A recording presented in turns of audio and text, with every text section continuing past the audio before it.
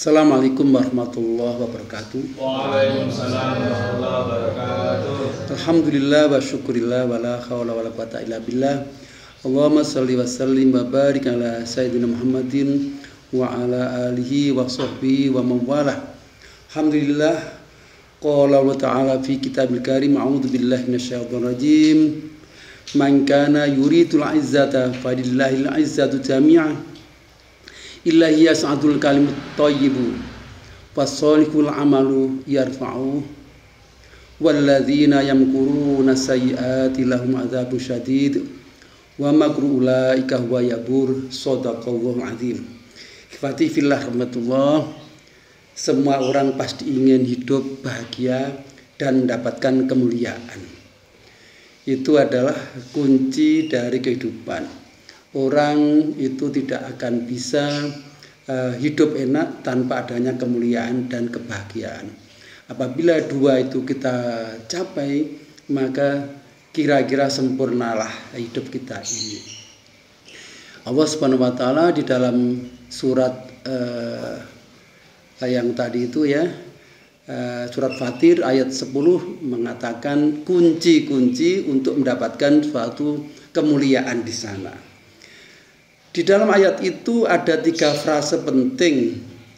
Frase yang pertama menyampaikan bahwa Allah membuka suatu wadah, yaitu apabila manusia itu ingin mencapai suatu kemuliaan.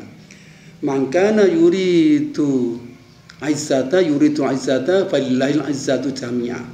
Di situ Allah Subhanahu menyatakan barang siapa saja yang ingin memperoleh kemuliaan, kegagahan, kebahagiaan, maka sesungguhnya kemuliaan itu hanya milik Allah, di sisi Allah. Karena itu yang punya hanya Allah, berarti kita mencarinya di Allah. Kalau kita mencarinya di selain Allah ya nggak dapat. Wong yang punya Allah kok dicari tempat yang lain, yaitu berarti tidak mendapatkan kemuliaan. Artinya salah jalan, salah tujuan, salah persepsi, ya toh, salah anggapan. Dikira kemuliaan itu ada di sana. Oh, ternyata tidak. Kemuliaan itu ada tempatnya ada di Allah Subhanahu wa taala. Lah kalau mau vulgar ya dikira kemuliaan, kebahagiaan itu tempatnya di dunia. Tempatnya adalah berhura-hura di dunia. Ternyata tidak. Karena kemuliaan itu hanya milik Allah dan tempatnya di Allah Subhanahu wa taala. Oleh karena itu, orang yang mencari kemuliaan dan kebahagiaan hanya berputar-putar di dunia, pasti nanti tidak akan mendapatkannya. Pasti. Sehebat apapun orang pasti akan kosong. Kosong karena yang dicari di dunia itu tidak mampu menembus tempatnya kebahagiaan. Kebahagiaan itu tempatnya adalah di hati yang paling dalam.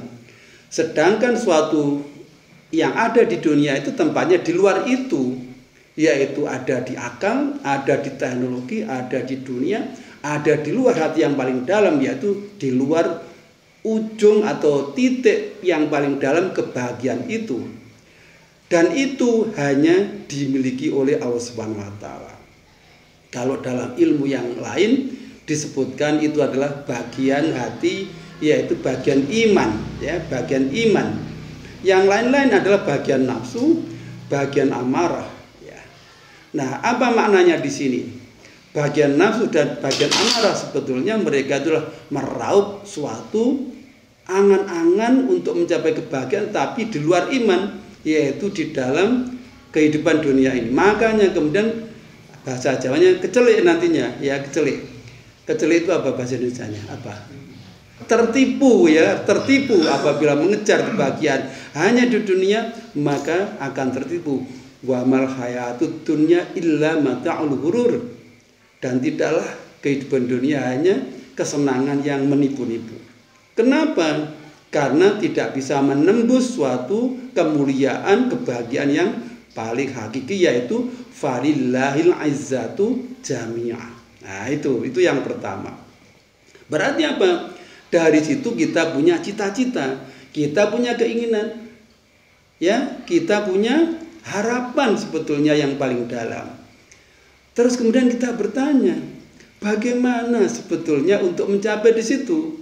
Maka kemudian pada frase kita sampailah pada frase yang kedua, yaitu frase yang kedua Allah SWT memberi petunjuk, memberi jalan. Bagaimana? Coba disampaikan frase yang kedua bunyinya. Ilahi yas'atul kalimut thayyibu wal amalus sholihu yarfa'u. Imam Al-Ghazali mengatakan membahas ini adalah tentang ilmu dan amal. Artinya sebetulnya ilmu itu sendiri itu adalah sebetulnya yang akan naik kepada Allah Subhanahu wa taala, yaitu ilmu apa? Yaitu ilmu iman, ilmu takwa. Sebetulnya di situ orang tidak akan bisa mencapai suatu kalimat la ilaha illallah dengan syahadah tanpa ilmu, tetapi ilmunya adalah dibarengi dengan iman dan takwa. Itu adalah yang menuju pada Allah Subhanahu wa taala. Sedangkan wal amalus sholihu yarfa'u. Dan amal yang soleh, amal-amal yang kita lakukan ini, maka disitulah yang akan meningkatkan, membawanya naik kepada Allah Subhanahu wa ta'ala. Apa artinya? Ayo dipikirkan coba.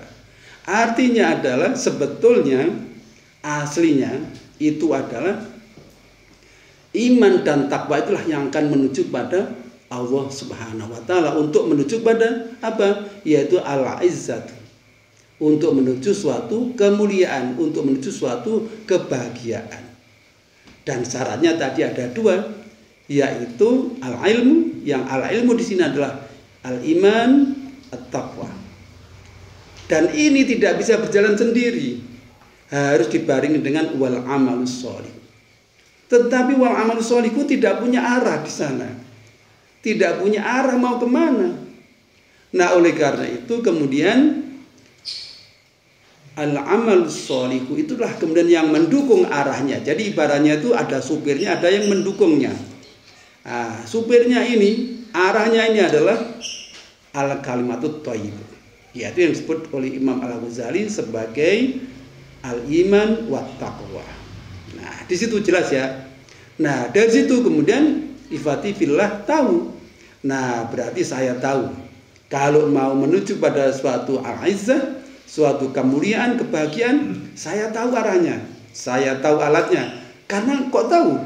Diberitahu oleh yang punya kenikmatan itu, diberitahu oleh yang punya kemuliaan itu, yaitu Allah Subhanahu wa ta'ala. Karena ada pada dirinya lah segala kemuliaan itu. Tetapi diingat-ingat, karena dunia tadi dalam satu ayat yang disebutkan adalah mata'ul ghurur, maka Allah kemudian memperingatkan bagi para penuntut al-izzah, bagi orang yang ingin menuju pada Allah Subhanahu wa taala, ada di situ rambu-rambunya, ada bahayanya. Apa bahayanya? Yaitu disebutkan pada frase yang ketiga. Coba dibacakan. Walladzina yamkuruna sayyiati lahum adzabun syadid wa makru ulaika huwa yabur. Dan orang-orang yang merencanakan suatu makar, suatu keburukan, baginya ada azab yang pedih. Inilah sebetulnya makar itu seperti apa sebetulnya, yaitu makar wa makarullah. Makar terhadap aturan-aturan Allah Subhanahu wa taala. Dan itu sebetulnya sudah banyak diingatkan. Yang tadi salah satunya adalah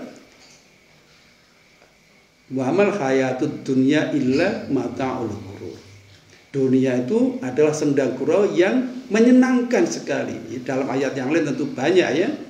Yang karena dunia itu adalah dihiasi dengan suatu kenikmatan yang disitulah sebetulnya senda gurau. Kalau dalam surat Al-Kahfi disebutkan wa inna ja'alna ma'alal ardi zinatallaha linabluwahum ayyuhum ahsanu amala. Nah, dunia ini di atas bumi ini dihiasi agar orang-orang ini tertarik. Kenapa tertarik? Karena yang paling bisa melihat itu adalah bagian luar dari iman, ya. Bagian luarnya dari iman. Bagian luarnya dari iman yaitu yang disebut dengan nafsu tadi itu didukung oleh panca indera, ya. Didukung oleh panca indera, makanya cepat untuk menerima, cepat untuk bisa tertarik kepada dunia. Karena tadi zinatallah, ya. Jadi dihiasi di atas bumi ini untuk menguji apakah orang mengikuti hawa nafsunya, apakah sampai tembus kepada dada yang paling dalam, yaitu al-iman. Allah Subhanahu wa taala memperingatkan di situ. Hati-hati kamu. Siapa saja yang akan membuat makar-makar, siapa saja yang akan membuat merencanakan keburukan-keburukan, sayat lahum adzabun syadid. Ingat di situ ada azab di sisi Allah Subhanahu wa taala. Wa makru ulaika wa yabur. Dan semua itu makar-makar mereka, rencana-rencana buruk mereka, jahat mereka pasti akan hancur. Coba perhatikan ya. Adakah orang di dunia yang membuat makar terus itu bisa langgeng? Ya, enggak ada. Karena janji Allah seperti itu. Ada tokoh orang Yahudi dulu. Belum lama, saya mungkin umurnya ya berapa, itu luar biasa membunuh orang-orang muslim.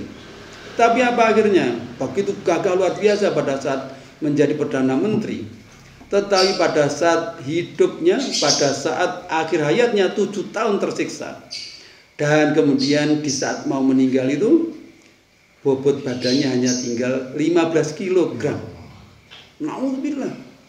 Karena makar-makar yang diberikan, dan Allah sudah bersumpah di situ, wa makru ulaika huwa yabur. Dan siapa saja yang makar membuat keburukan-keburukan, merencanakan kejahatan-kejahatan, maka ulaika huwa yabur. Mereka itu pasti akan hancur. Nah, dari 3 frase di dalam satu ayat inilah sebaiknya kita renungkan terus-menerus ya. Ini kalau kita kaji secara dalam, luar biasa dalamnya. Dan ini sebagai pegangan kita agar kita ternyata Allah Subhanahu wa taala membuat iming-iming suatu kemuliaan, diberikan jalan, tetapi ingat di dalam menempuh jalan itu banyak duri-duri di sana. Banyak rintangan-rintangan, banyak sesuatu yang menyenangkan, tetapi itu adalah di luar dan di luar dari koridor keimanan itu sendiri. Nah, mudah-mudahan Tausiah Rabbani surat Fatir ayat 30 ini bisa masuk ke dalam dada kita, ayat yang paling dalam, yaitu al-iman, yaitu di relung hati kita al-iman, sehingga bisa membasuh, mengarahkan hati kita bagian nafsu dan bagian amarah, sehingga bagian nafsu dan amarah kita bisa ditundukkan oleh bagian hati kita yang iman, sebagaimana yang disebutkan firman Allah Subhanahu wa taala dalam surat Fatir ayat 10 tersebut. Terima kasih. Mohon maaf. Akhirul kalam. Wassalamualaikum warahmatullahi wabarakatuh.